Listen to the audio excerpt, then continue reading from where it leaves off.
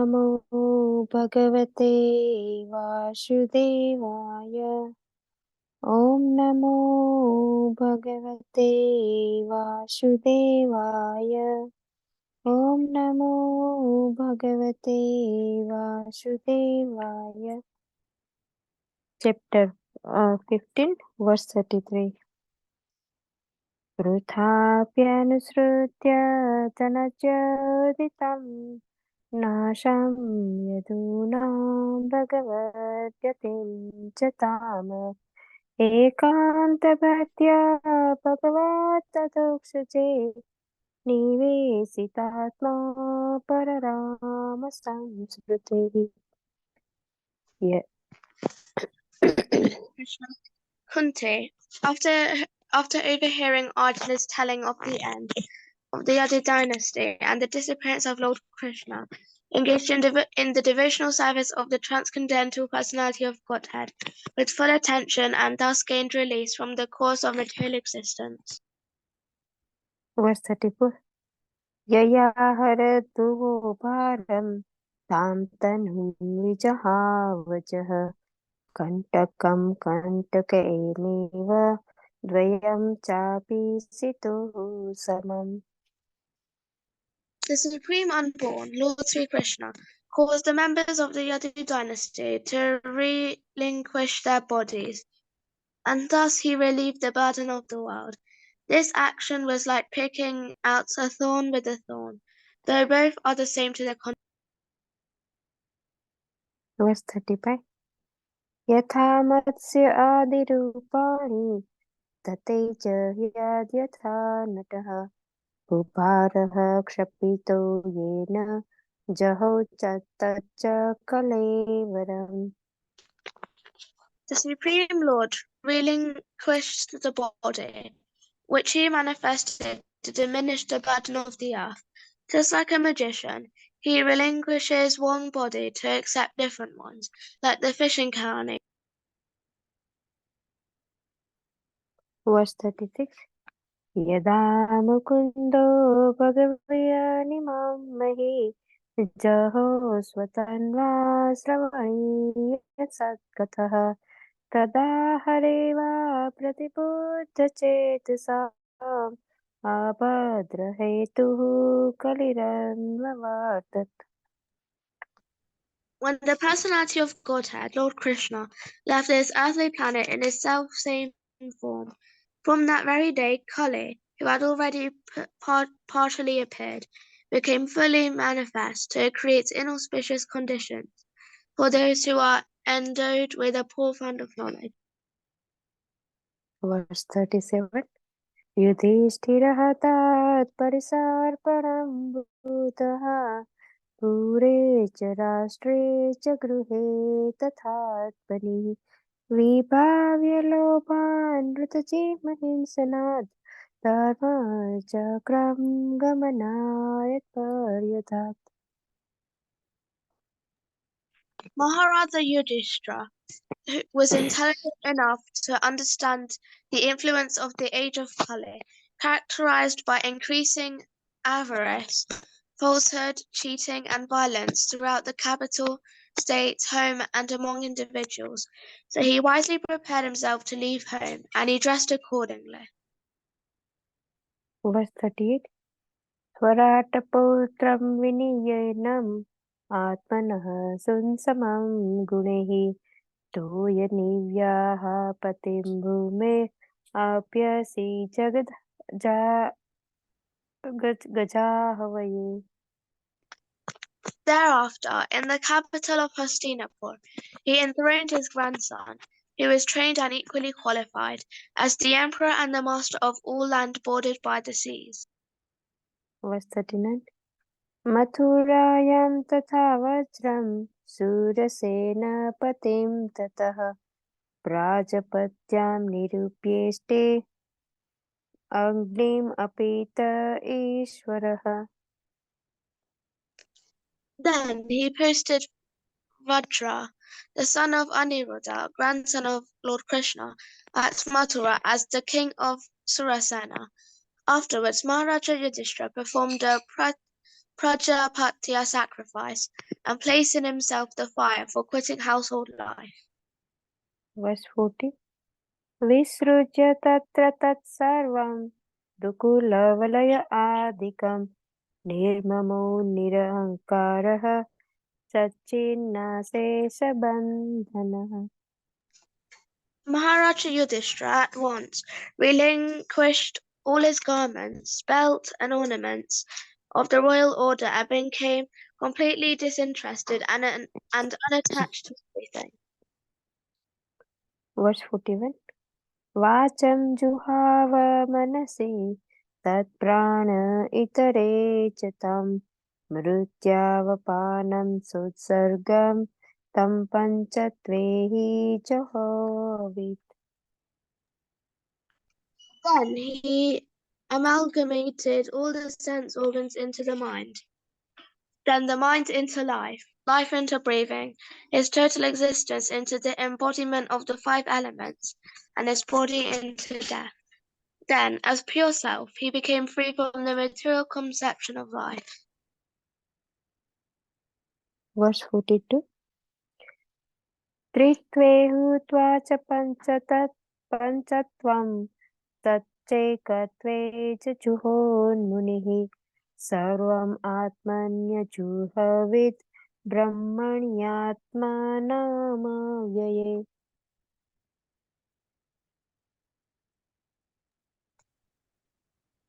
Thus, annihilating the gross body of five elements into the three qualitative modes of material nature, he merged them into nescience and then absorbed that nescience in the self, Brahman, which is inexhaustible in all circumstances.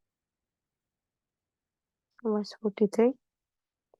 चिरवासा निराहारो बद्धवाङ्मुक्तमूर्धजः दर्शयन् आत्मनो रूपं जडोन्मत्तपिशाचवत् अनावेक्षमाणो निरगाच्छृण्वन् बधिरो यथा. After that, Maharaja Yudhishthira dressed himself in torn clothing, gave up eating all solid foods, voluntarily became dumb, and let his hair hang loose. All this combined to make him look like an urchin or madman with no occupation. He did not depend on his brothers for anything, and just like a deaf man, Verse 44. उदीचीं प्रविवेशासां गतपूर्वं महात्मभिः हृदि ब्रह्म परं ध्यायन् अन्नावर्तेत् यतो गतः. he then started towards the north, treading the path accepted by his forefathers and great men, to devote himself completely to the thoughts of the Supreme Personality of Godhead, and he lived in that way wherever he went. Verse 45. सर्वे तमनुनिर्जगं भ्रातरः कृतनिश्चयः कलिना धर्ममित्रेण दृष्टा स्पृष्टः प्रजा भुवि.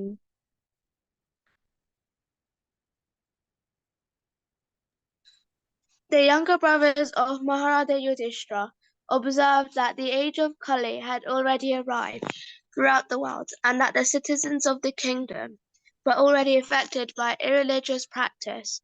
Therefore, they decided to follow in the footsteps of their elder brother. Verse 46.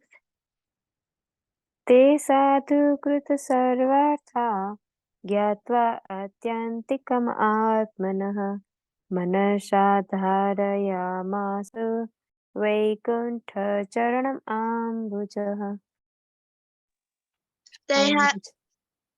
They all had performed all the principles of religion, and as a result, rightly decided that the lotus feet of the Lord, Sri Krishna, are the supreme goal of all. Therefore, they meditated upon his feet without interruption. Verse 47, 48. तद्ध्यान उद्रिक्त्य भक्त्या विशुद्धिषणा परे तस्मिन्नारायण पदे एकान्तमतयो गतिम् अवापुर्दुर्वापां ते असिद्धिविषयात्मभिः विधूतकल्मषास्थानं विरचेनात्मनेव हि Thus, by pure consciousness, due to constant devotional remembrance, they attained the spiritual sky, which is ruled over by the Supreme Narayan, Lord Krishna.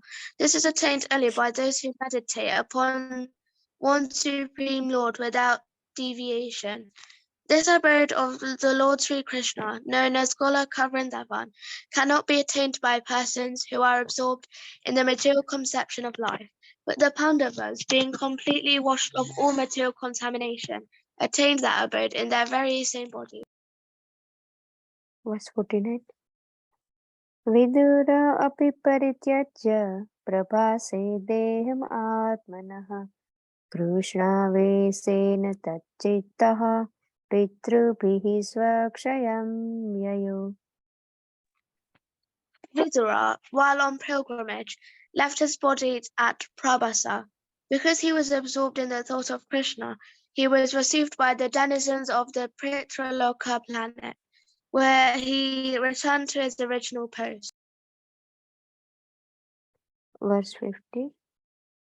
Draupadi च तदाज्ञाय पतीनाम् अनपेक्षताम् वासुदेवे भगवतीः एकान्तम् अतिराम तमः Draupadi also saw that her husband, without caring for her, while leaving home, she knew well about Lord Vasudeva, Krishna, the personality of Godhead. Both she and Subhadra became absorbed in thoughts of Krishna and attained the same results as their husbands. Verse 51.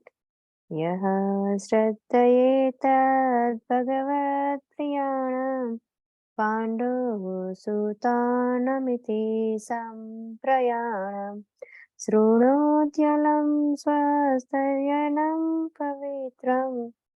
पवित्रं लब्ध्वा हरो भक्तिमुपेति सिद्धिम्. The subject of the departure of the sons of Pandu for the ultimate goal of life, back to Godhead, is fully auspicious and is perfectly pure. Therefore, anyone who hears this narration with devotional faith certainly gains the devotional service of the Lord, the highest perfection of life. Thank you, Hare Krishna. Hare Krishna, thank you. Please forgive me any mistakes. Hare Krishna.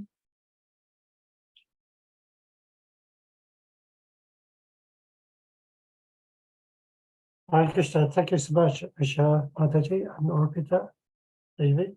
Thank you so much, so lovely recited. I have to admit, I'm just a little confused. I just want to confirm with all of you, the verse which I'm reading today is verse 39, 40 and 41. Hare Krishna Prabhuji, yes, that's right. You're Okay. discussing 39 to 41. Sure. Thank you. Thank you. I'm just going to share the screen. You can just say yes, that you can see it. Yes, Prabhuji. Sorry. Yeah, can you see that? Yes, Prabhuji. Okay, thank you so much. So thank you very much for everyone joining in for today's session of chat. My name is Krishna Govinda. So please accept my humble obeisances. So close to Shri Prabhupada, close to Guru Maharaj. Just recite the additional prayers. Om Namo Bhagavate Vasudevaya. Om Namo Bhagavate Vasudevaya. Om Namo Bhagavate Vasudevaya. So there's 3 verses with 3 purports. So I'll read through them all. Srimad Bhagavatam, Canto 1, Chapter 15, verse 39. The Pandavas retired timely. Maturayam tata vajram sureshena tata vajapatyam nirupshyatim agnim apidadishvaraha. Translation. Then he posted Vajra, the son of Aniruddha, grandson of Lord Krishna, at Mathura, as the king of Sarasena. Afterwards, Maharaj Yudhishthira performed Prajapatiya sacrifice and placed in himself the fire for quitting household life. Report by His Divine Grace, Sri Sri Bhaktivedanta Swami Srila Prabhupada Ki Jai. Maharaj Yudhishthira, after placing Maharaj Parikshit on the imperial throne of Hastinapura, and after posting Vajra, the great grandson of Lord Krishna, as the king of Mathura, accepted the renounced order of life. The system of 4 orders of life and 4 castes in terms of quality and work, known as Varnashram Dharma, is the beginning of real human life. And Maharaj Yudhishthira, as the protector of this system of human activities, timely retired from active life as a sannyasi, handing over the charge of the administration to a trained prince. Maharaj Parikshit, the scientific system of Varnashram Dharma divides the human life into 4 divisions of occupation, 4 orders of life. 4 orders of life as Brahmacharya, Grihastha, Vanaprastha, and Sannyas are to be followed by all, irrespective of the occupational division. Modern politicians do not wish to retire from active life, even if they are old enough. For Yudhishthira, Maharaj, as an ideal king, voluntarily retired from active administrative life to prepare himself for this next life.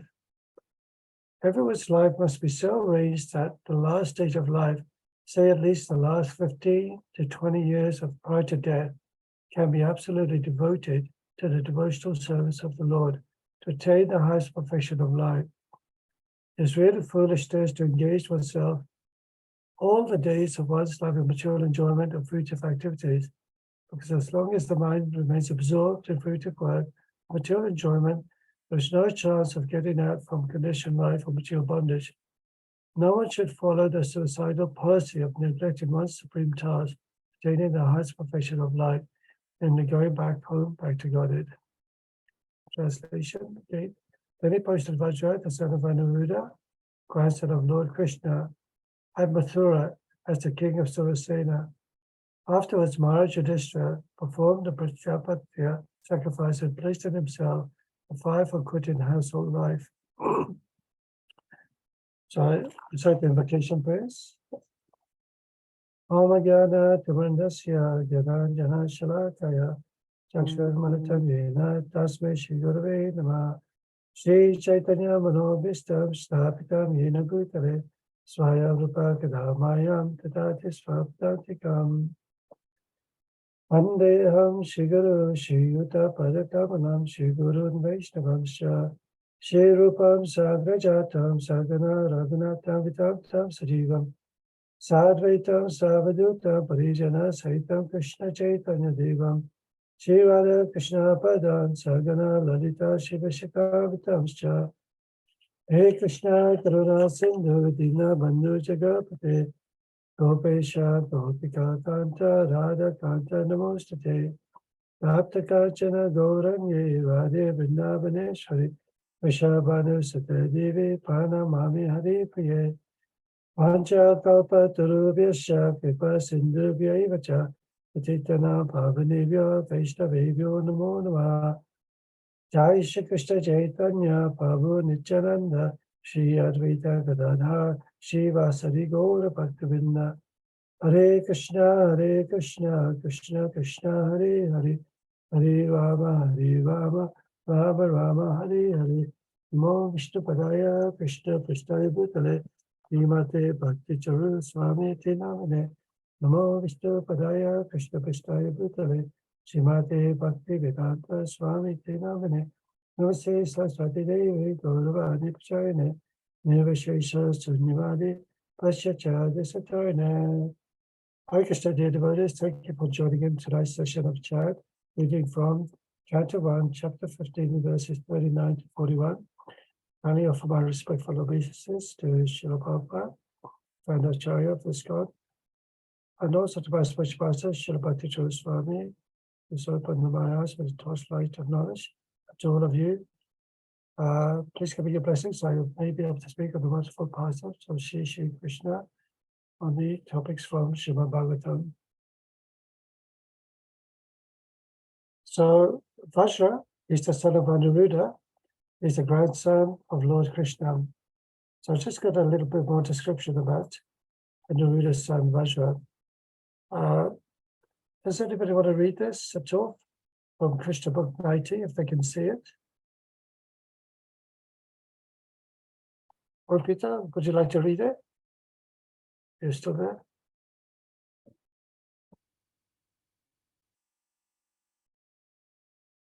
Okay, Hare anyone else? Krishna. Krishna Prabhuji, can I read, please? Yes, sure. Yeah. Thank you. Krishna Book 90.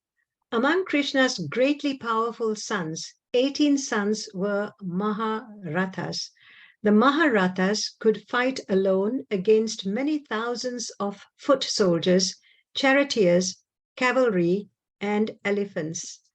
The reputations of these 18 sons were very widespread and are described in almost all the Vedic scriptures.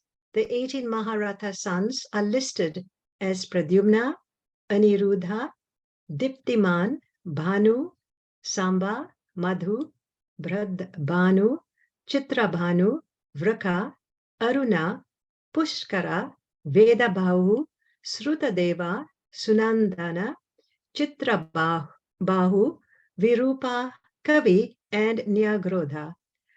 Of these 18 Maharatha sons of Krishna, Pradyumna is considered the foremost.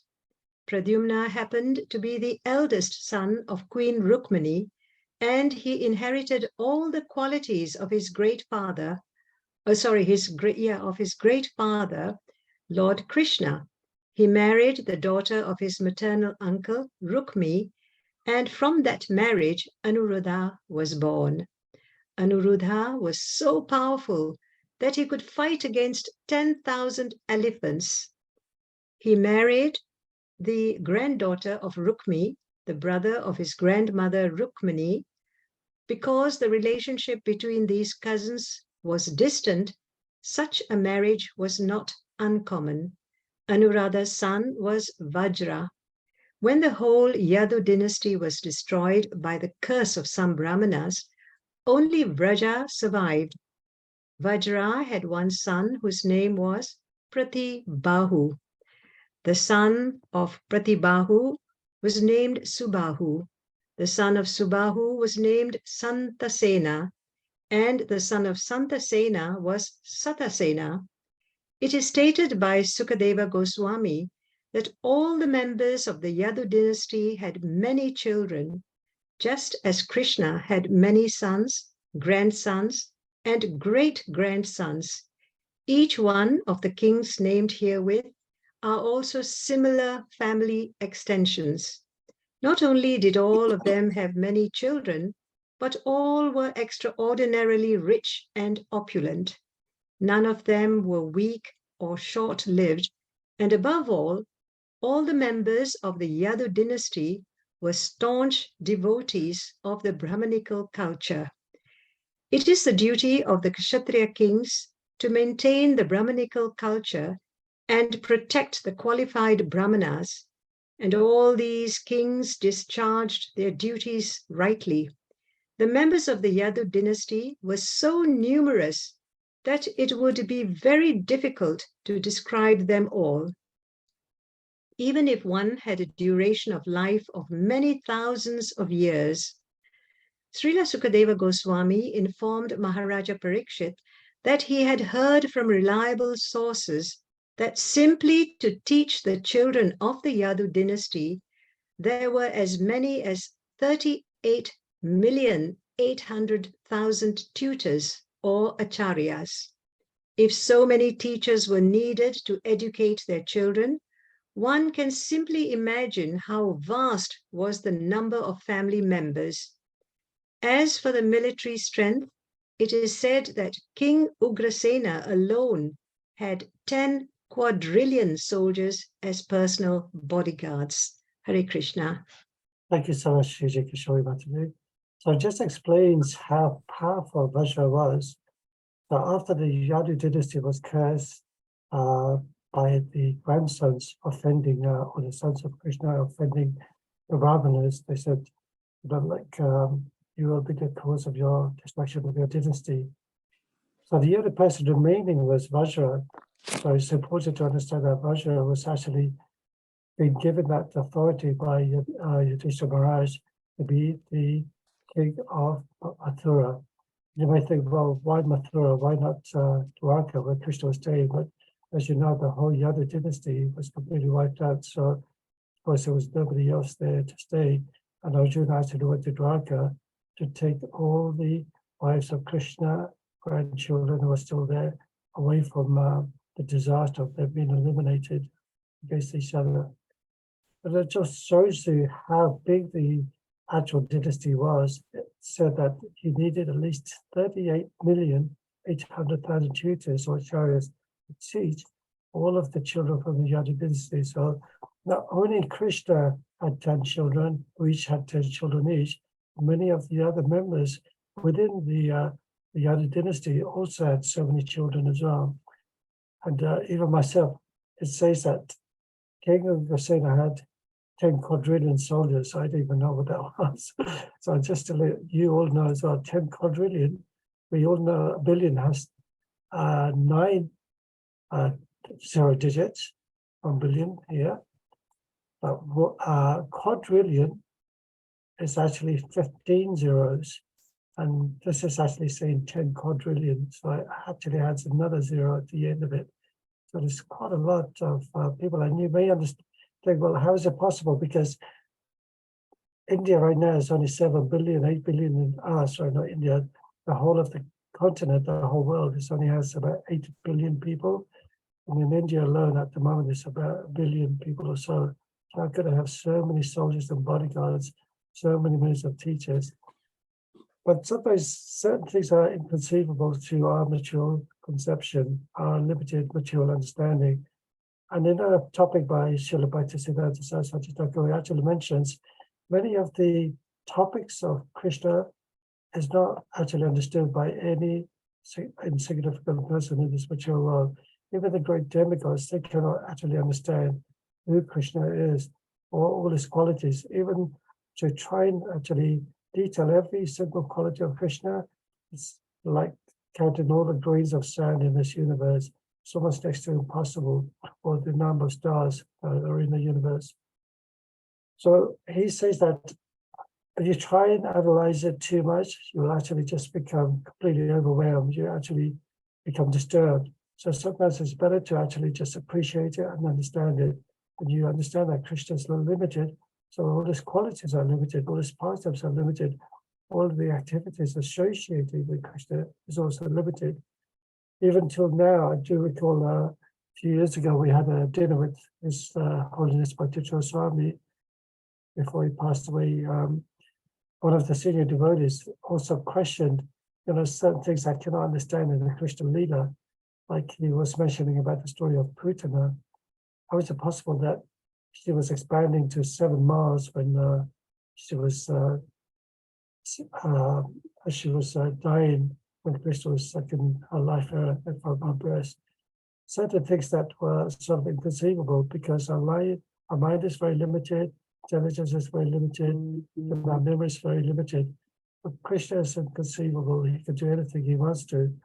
And if Putana, or even if you think about Banasura, he kidnapped thousands of wives, how is it possible? And you mentioned one of the kings had millions of wives, certain things that we cannot understand, but we just have to, from a spiritual perspective, we have to accept the authority because it's not something which has been made up. So even here, Srila Sukadeva Goswami mentioned that he was informed by Parikshit Maharaj that he heard from reliable sources. So he actually heard it from a senior person or somebody who's actually part of the disciplic association, more than likely his own father, Srila Vyasdev, who's a literal incarnation of Krishna. It just shows you that Vajra is not just an ordinary person. The name Vajra actually means thunderbolt. And if you know that the weapon that is used by Lord Indra is also a Vajra, or the thunderbolt itself. But here, Srila Prabhupada in the purport, he mentions about the importance of Varnashram Dharma. So it's divided into 2 words, Varna and Ashram. Now, does anybody know the 4 types of Varna, or the 4 classes of work? Hare Krishna, Prabhuji. It's Yes. Brahmana, Kshatriya, Vaishya, Shudra. That's Yes. Varna. Yeah, that's very good. That's very good. Thank you so much. That's correct. So basically, that is Brahmanas, the Kshatriyas, the Vaishyas, and the Shudras. Now, what about ashram? There's 4 ashrams. You've got a clue here. What are the 4 ashrams? Hare Krishna. It's Yes. Brahmacharya Ashram, Yes, very good. Grista Ashram, Yes, Banprastha Ashram, Sannyasa Ashram. that's very good. Thank you so much. So together, the 4 classes and the 4 ashrams are combined together to form the Varnashram Dharma. And this is a scientific system that divides human life into 4 divisions, depending on the occupations of the 4 orders of life. So it actually says that you may have a certain occupation, but you're not actually that particular type of occupation at the time of birth. Like for instance, Prabhupada gives the example, if your father's a doctor, that doesn't automatically make you a doctor. If your father's a Brahmana, doesn't automatically make you a Brahmana as well. So it's based on your qualification. If you're actually able to achieve the same qualification as a father or somebody within that lineage, then you are designated as a Brahmachari, sorry, beg your pardon, as a Brahmana, as a Kshatriya, as a Shudra, or a Vaishya. And the Brahmachari, Grihastha, Vanaprastha, and Sannyasa is the stages of one's life. Normally the first 25 years is Brahmachari life. That's the life when you're a celibate before your marriage. When you're a Grihastha, when you're married, you become a Grihastha, you have a livelihood together with your wife or your husband, you raise children in a Krishna conscious way. At a particular point, that's for 25 years, at a point when it comes to 50 years of age, you take to that point where you detach yourself from family duties and take about your spiritual life more seriously, take it on to the next level, which is the final stage, which is sannyas. Now, for most people, it may be not possible to actually go from Grihastha to Vanaprastha because nowadays a lot of devotee friends are saying, who's sort of in my sort of generation, okay, I've raised my children in the best way possible, given them a nice education, they're settled, they're married, I've given them a spiritual life as well, they come to the temple, but now they've got children, I'm spending so much time looking after my grandchildren, I've not been able to do my own service. So unfortunately, we have this predicament that because we're inclined to help our family, it's not like in the old days, the older generations probably remember, you were able to just be left on your own in your own house and you could carry on with playing with toys or reading a book or doing homework, but nowadays children need so much attention. You give them a toy, they play with it for a week or so, and then they want to dispose of it and they want something new to keep up with the latest technology and so many gadgets that we have in life. But the main thing is that the parents, grandparents have to take care of children as well to support their own children, or perhaps a full-time occupation. It's not like in the old days where the mother would stay at home, take care of the children, do certain activities to carry on with all the spiritual activities within the home and other regular duties as well. But life has changed. There's obviously responsibility from both the husband and the wife and also raising the children as well. Now, further on, Srila Prabhupada actually mentions about modern politicians, they don't wish to retire because they feel that they want to hold on to prestige. If you look at Joe Biden, I don't know how old he is, I don't know even, sometimes it's important that you sort of allow the responsibility to be passed on to the new generation who are more sort of familiar with modern sort of the needs of the society of those at that time. So it's so important that even ourselves, we don't hold on to our sort of prestige, our status, our financial sort of status. Yet King Maharaj Yudhishthira, he was the emperor of the world. He was so powerful. If they say that Parikshit Maharaj was as good as the King Rama, I think I mentioned that somewhere. It's on another verse. But it just shows you how powerful he was, And he's just decided to give everything up because he realized that, I've attained all this wealth, I've attained all this position, I've attained all this vast army, this kingdom, all the resources within the kingdom itself, but it's not really bringing me the happiness that I want. So here, Prabhupada actually mentions that don't waste your time, don't waste a single moment of your life, always completely dedicate your life to Krishna. And he actually mentions the last 15 to 20 years of your life is so important that you actually sacrifice and support yourself, fully dedicated to serving Krishna. So recently I had a nice chance to talk to His Holiness Shiva Maharaj, and was also talking about my retirement. And he was telling me that, well, you should retire as soon as possible, try and utilize your time serving Krishna. But he also mentioned about reading and chanting. Always try and chant as many rounds as possible, 64 rounds a day. And I, of course, explained to him, Maharaj, that take about 6-7 hours every day by time. So I said, well, try to do as many rounds as possible. And you may wonder, and I did wonder, why is Maharaj asking me to do so many rounds? Why not do service, help in so many different ways? Of course, helping service is so important, but importantly, just as Chaitanya Mahaprabhu says, by chanting the holy name of the Lord, you purify yourself. And I'll show you in this verse or the next verse, it actually mentions about the importance about purifying yourself, to free yourself from attachment, free yourself from all the defects that you've accumulated over many lifetimes. You must sort of surrender it, wash it away, purify yourself to go to the next level. That level is going back home, back to Godhead. So now I'm just going to read the next verse. I also sort of wanted to briefly explain, I mentioned about the politicians, they don't want to retire. I mean, we were so fortunate that in one way, we had a queen who was not like a dictator, Queen Elizabeth.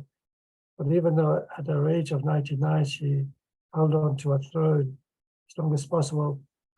And we don't understand exactly the reason why. There's obviously some sort of royal sort of internal reasons. Perhaps, King Charles will be the king when he's ready to become a king. But also at a particular point in your life, for instance, a friend of mine, he's actually just helping another person who's about 87 years old. He's got dementia. And my friend is actually an accountant, and he's trying to help him solve all his financial paperwork. And his dear wife, who's been married to so many years, unfortunately, she's in hospice. And he's trying to take care of her and trying to take care of his own bad health as well at 87 years old. Now he's got partial dementia. He doesn't know exactly what's going on. And when he was looking at his bank account, he was thinking that all his money's been vanished, it's been taken away. But then he realized there's other bank accounts, and he's got a bit of sum of money in there. But he's accumulated all this wealth at 87 years old. Although you've accumulated it for a particular reason, but at the same time, you're not able to take that wealth with you. So why not utilize that money, that time, energy to do something very constructive? And as Krishna says in the Bhagavad Gita, there's many ways that you can perform charity, austerity, and penance in the mode of goodness, passion, and ignorance. But when you do charity, which has a real, genuine spiritual purpose that benefits all of mankind, then the rewards are unlimited. You can utilize that money to help preach Krishna consciousness to other fallen conditioned souls who may not have that same privilege, to distribute prasadam, give spiritual Krishna wisdom books, invite them to the temple, hold festivals, programs, preaching, book distribution, Harinam Sankirtan, so many wonderful things you can do. If you had money, as Prabhupada was mentioning, there was a picture of somebody, some saintly person. There was a picture of him where there was a pile of money. And in the picture on the newspaper, that saintly person was saying, no, I want to detach myself from the money. The Prabhupada sort of course, he's so humorous, he says, no, let them take a picture of me taking all the money, but then let me utilize it for Krishna's purpose. So you may be detaching yourself, you may be renouncing yourself, but these crucial times are so important that you have to always arrange an opportunity so your family are taken care of, but also all that hard earned money that you've raised, it's got to go to, to somebody, to like the tax person. Why not give that money to a charitable cause? So you don't have to pay like 40% ridiculous money to the tax. You already paid all your lifetime giving money to the tax people. And what do you get? You're not going to get a handshake from the government when you pass away. We're just insignificant people to them, we're just, even though they're trying to do something for the country, but individually, we have to take care of our own needs, and that need is a spiritual need, which is so important. Okay, now, I'll read the next verse 40. Nishvijya tapratat savan dukula valaya dikam imamo teho irahanara sanchina shesha bandhana. Translation. Mahashudisha was relinquished all his garments, felt an ornaments of the world order, became completely disinterested and unattached to everything. Purport by Srila Prabhupada. To become purified of material contamination, it's a necessary qualifications for becoming one of the associates of the Lord. So that's what I was mentioning earlier. To become purified of material contamination, it's a necessary qualification for becoming one of the associates of the Lord. No one can become an associate of the Lord and can go back together without such purification. Yudhishthira, therefore, become spiritually pure, at once gave up his royal opulence, relinquishing his royal dress and garments. The kashaya, or suffering loincloth of a sannyasi, indicates freedom from all attractive material garments. And as he changed his dress accordingly, he became disinterested in his kingdom and family, became free from all material contamination or material designation. People are generally attached to various kinds of designations, the designations of family, society, country, occupation, wealth, position, and many others. As long as one is attached to such designations, is considered materially impure. The so-called leaders of men in the modern age are attracted by national consciousness, but they do not know that such false consciousness is also another designation of the maturely conditioned soul. One has to relinquish such designations before one can become eligible to go back to Godhead. Foolish people adore such men who die in national consciousness. But here is an example of Maharaj Yudhishthira, a royal king who prepared himself to leave this world without such national consciousness. And yet he is remembered even today because he was a great pious king. He was on the same level with the personality of Sri Ganesh, Sri Rama. And because people of the world are dominated by such pious kings that were happy in all respects, it is quite possible for all such great emperors to rule the world. So here, Srila Prabhupada is explaining the points about relinquishing all your material possessions to become that pure stage of life on that pure bodily platform, or pure platform, not bodily platform, sorry, pure platform, to free ourselves from all the different anarthas in our life.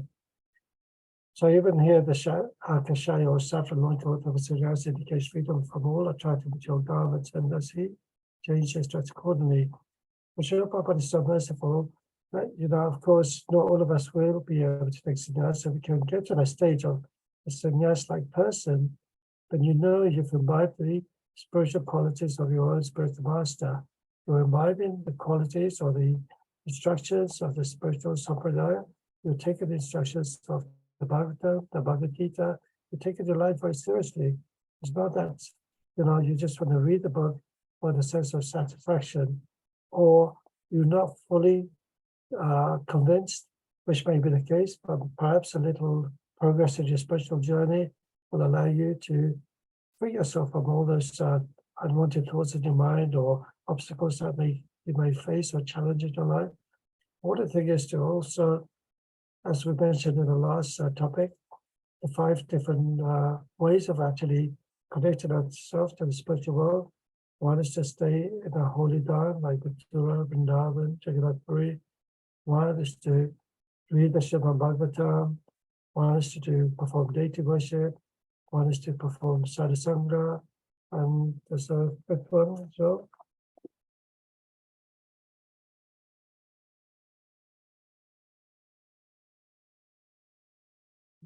So my mind.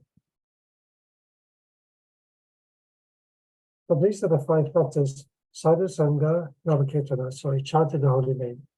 Sadhu Sangha, Namakirtana, Bhagavad Shravana, Uttaravas, Shrimurtira, Shradaya Sevana. This is from Chaitanya Charitamrita, 16 Madhya Lila, 22, chapter 22, verse 128. So you may not be fully convinced in your spiritual journey because there's many personality clashes that we may have in our life, at work, perhaps in our own family life, perhaps husband and wife or parents may not be so favorable to you in Krishna consciousness. But you do come across devotees who have those difficulties. And even if you are actually able to support yourself, associate with devotees, do some sort of data worship, chanting the holy name, reading the Bhagavatam, staying in a holy place, even if you create a holy place in your own home, have pictures of Radha Krishna at home, worship in the Mahaprabhu and Lord Nityananda, and surely, first of all, free yourself from all the doubts in your mind.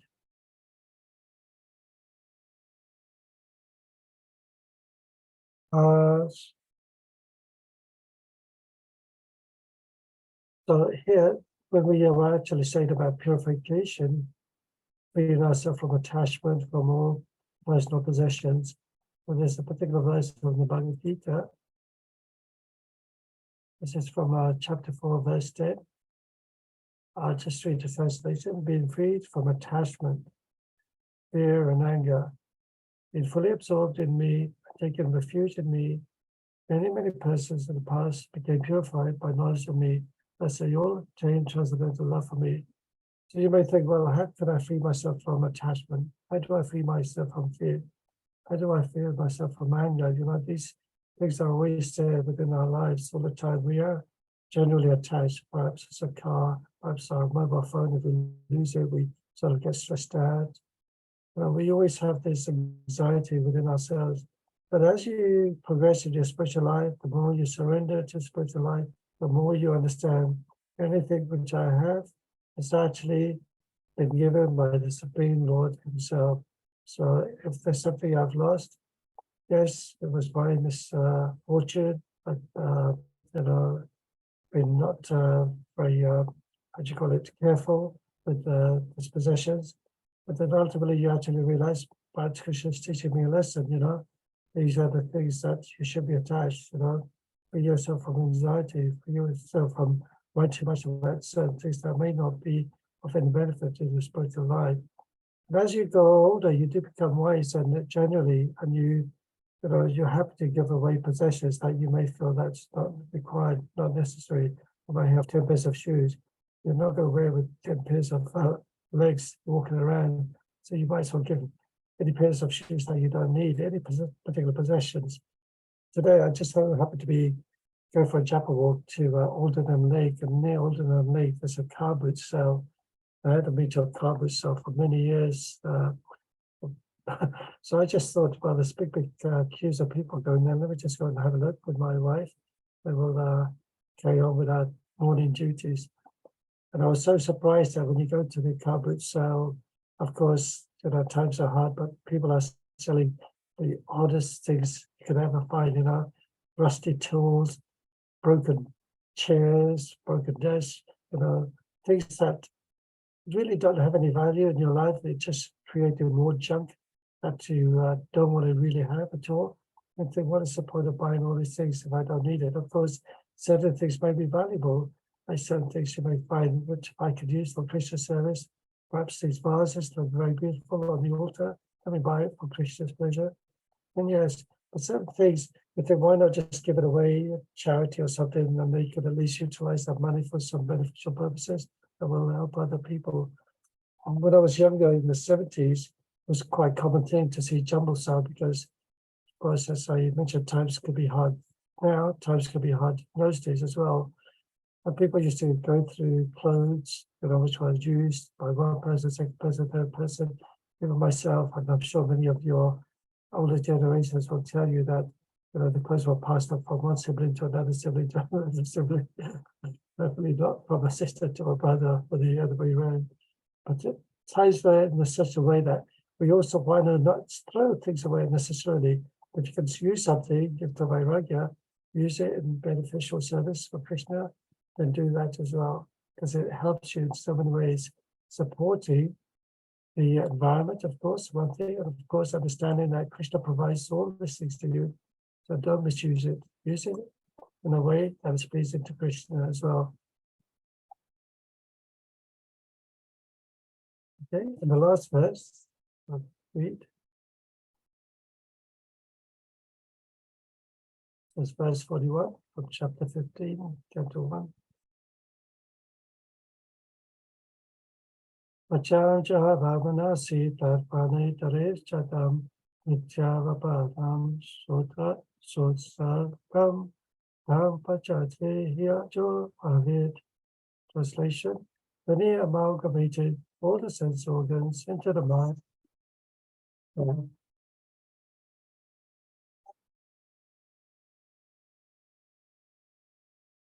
on, Delavy, can I put you in a minute? Thank you, sir. Sorry about that, it's an important call I to talk. Existence of the embodiment of the 5 elements and his body into death, that as pure self, he became free from the material conception of life. Maharaj Yudhishthira, like his brother Arjuna, began to concentrate and gradually became free from all material bondage. First, he concentrated all the actions of the senses that are not perfect.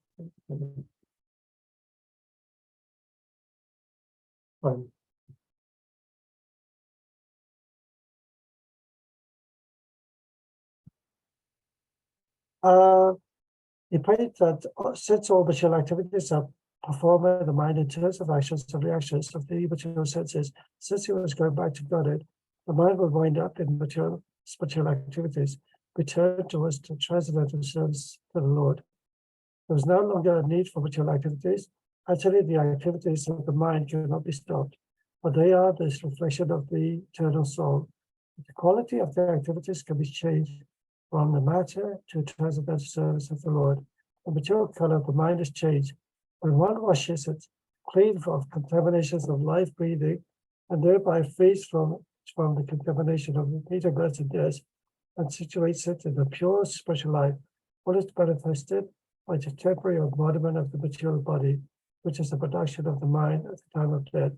And if the mind is purified by practice of transcendental love and service to the Lord, and is constantly engaged in the service of the Lord, to the Lord, there is no more chance of the mind producing another material body after death. It will be freed from absorption and material contamination. The pure soul will be able to return on back to Godhead.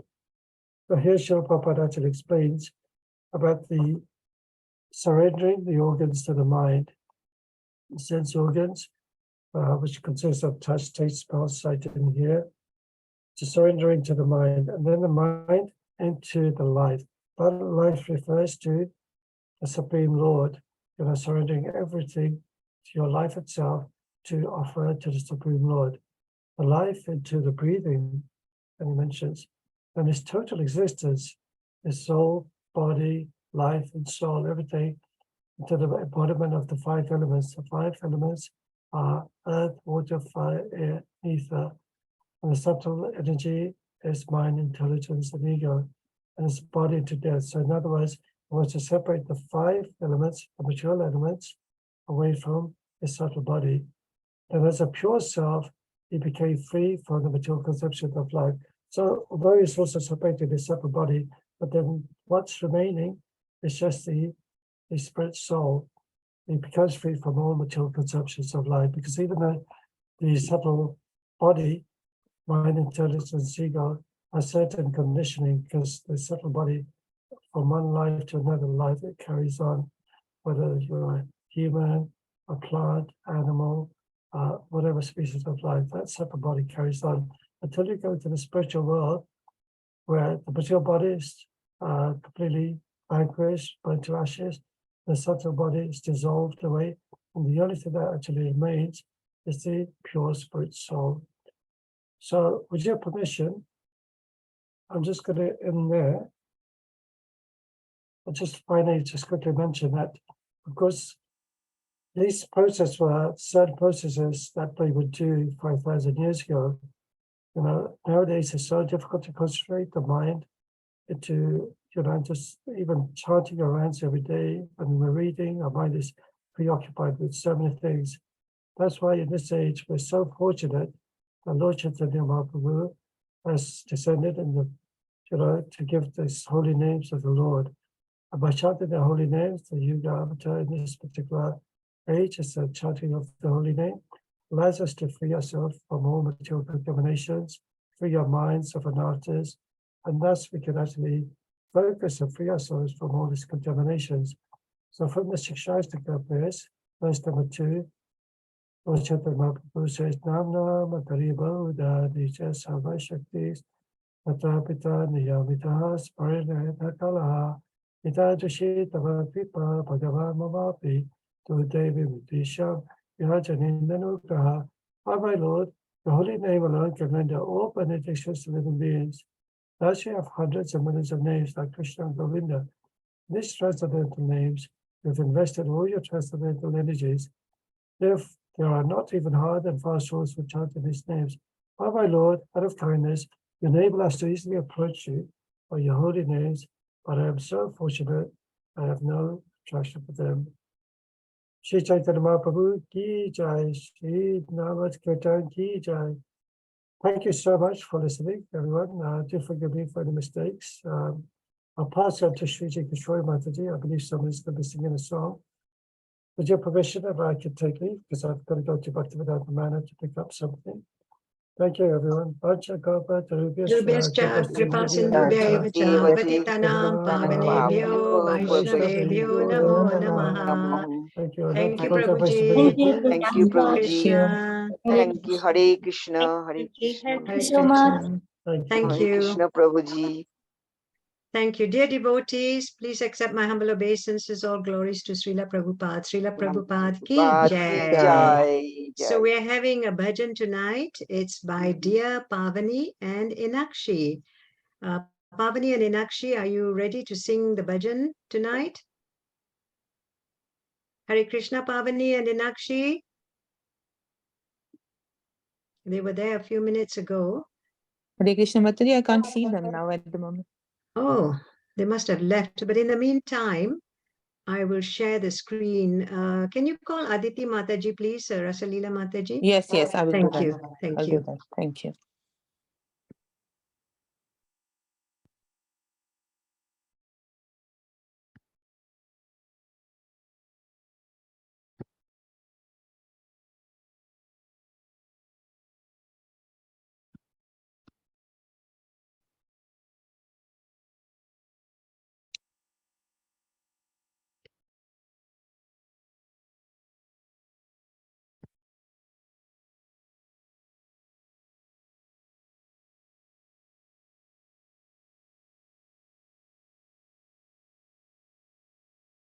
Sorry, dear devotees, I'm just looking for the song. Hare Krishna Mataji, I just spoke to Mataji. They're just going to join soon. All right. Thank you. Jai Radha, Jai Krishna, Jai Vrindavan. Here we are.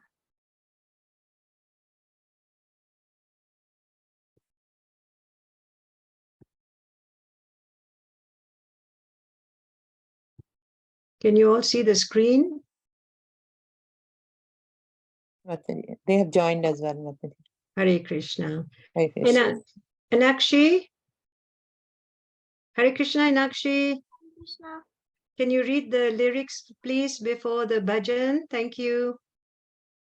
Sure.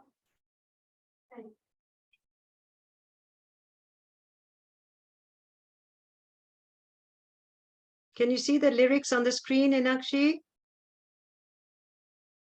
Yes, 1 second, Mataji. Yeah. Do you mean the translation, Mataji? Yeah, the translation. Yeah, okay. All glories to Radha and Krishna and the divine forest of Vrindavana. All glories to the 3 presiding deities of Vrindavan, Sri Govinda, Gopinatha, and Madana Mohana. All glories to Shyamakunda, Radhakunda, Govardhan Hill, and the Yamuna River, Kalindi. All glories to the greatest forest known as Mahavana, where Krishna and Balaram displayed all of their childhood pastimes. All glories to Keshigat, where Krishna killed the Keshi demon. All glories to the Vamshivat tree, where Krishna attracted all the gopis to come by playing his flute. Glories to all the 12 forests of Raja. At these places, the son of Nanda, Sri Krishna performed all his pastimes. All glories to Krishna's divine father and mother Nanda and Yashoda. All glories to the cowherd boys, headed by Sri Rama, the older brother of Srimati Radharani and Ananga Manjari. All glories to the cows and calves of Raja. All glories to Radha's divine father and mother, Rishabhanu, and the beautiful Kitida. All glories to Purnamasi, the mother of Sandipani Muni, grandmother of Mother Mangala and Nandimukhi, and beloved disciple of Devarsi Narada. All glories to the young cowherd maidens of Raja. All glories to the Gopishvara Shiva who resides in Vrindavan in order to protect the holy Dham. All glories to Krishna's funny Brahmana friend, Mother Mangala. All glories to Ramagat, where Lord Balaram performed his rasa dance. All glories to Lord Balaram, the son of Rohini. All glories to the residents of Vrindavan. All glories to the wives of the proud Vedic Brahmanas. All glories to the wives of the Kaliya serpent. Through poor devotion, they all obtained the lotus feet of Lord Govinda. All glories to the place where the rasa dance of Sri Krishna was performed. All glories to Radha and Shama. All glories to the divine rasa dance, which is most beautiful of all Lord Krishna's pastimes. All glories to the mellow of Kunjaga love, which is most excellent of all rasas and is propagated in Raja by Sri Krishna in the form of the divine Parakiya Bhava, Paramo love. Remembering the lotus feet of Lord Nityananda's consort, Sri Janava Devi is this very fallen and lowly servant of Krishna sings the Sankirtan of the holy name.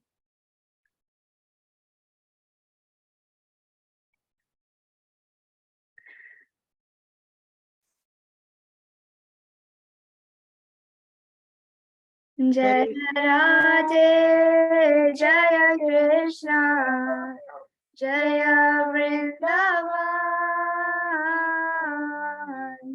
Shri Govinda Gopi Madana Mohan, Shama Kunda Radha Kunda, Giri Govardhan,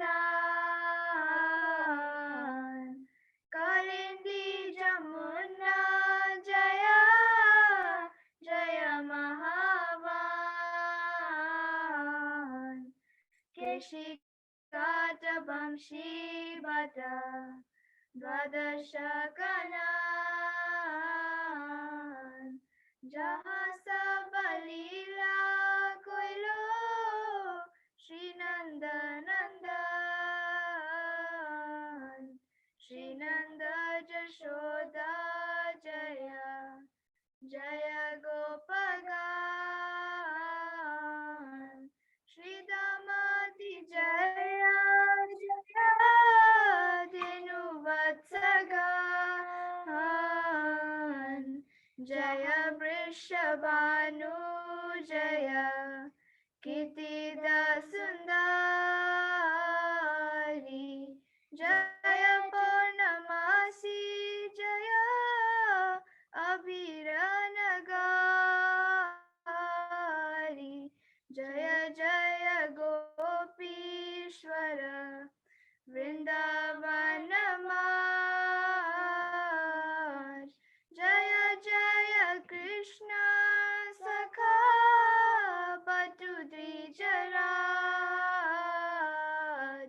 Jaya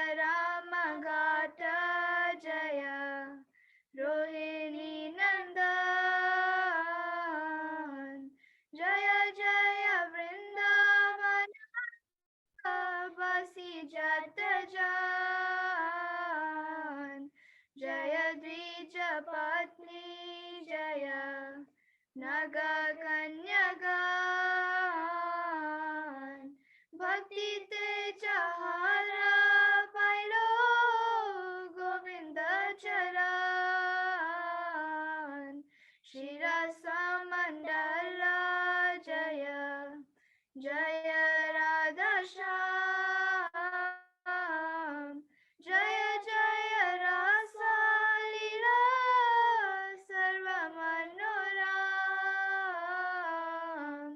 জয় জয় জল রস সর্ব রস পরকীয় ভাবে যাহা চিত